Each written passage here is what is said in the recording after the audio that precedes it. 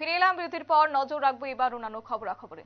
বহু প্রতীক্ষিত অযোধ্যার রাম মন্দিরের উদ্বোধন এবং এই ক্ষেত্রে রামলালার প্রাণ প্রতিষ্ঠা, গোটা বিশ্বব্যাপী যে আলোড়ন সৃষ্টি হয়েছিল, যে প্রচার প্রসারের মাধ্যমে প্রদেশ বিজেপি যা কার্যকর্ম করেছিলেন, সেক্ষেত্রে বলা যায় আলোড়ন সৃষ্টি হয়েছিল। পাশাপাশি একইভাবে যেন প্রধানমন্ত্রীকে ধন্যবাদ জানানো যায়, সেই ধন্যবাদ কর্মসূচিও তারা হাতে নিয়েছেন।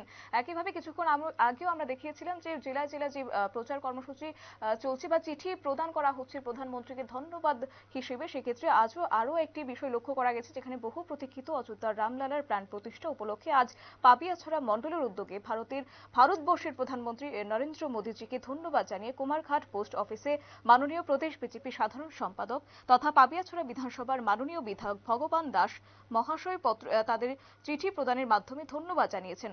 এই ধন্যবাদ কর্মসূচিতে উপস্থিত ছিলেন মণ্ডল নেতৃত্ব এবং অন্যান্য কার্যকর্তারা। তবে পাশাপাশি এই গোটা বিষয় সম্পর্কে ভগবান দাস কি বলছেন শুনবো। আমরা আজকে কুমারঘাট পোস্ট অফিস প্রাঙ্গণে উপস্থিত হয়েছি পাপিয়াছড়া মণ্ডলের পক্ষ থেকে।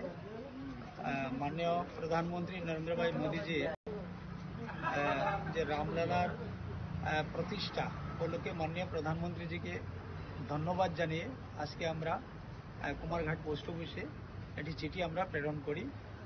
মণ্ডলের সমস্ত কার্যকর্তা রয়েছেন এবং সারা রাজ্যেই আমাদের এই কার্যক্রম চলছে। আমাদের রাজ্য স্তর থেকেও আজকেই সেটি প্রেরণ করা হবে।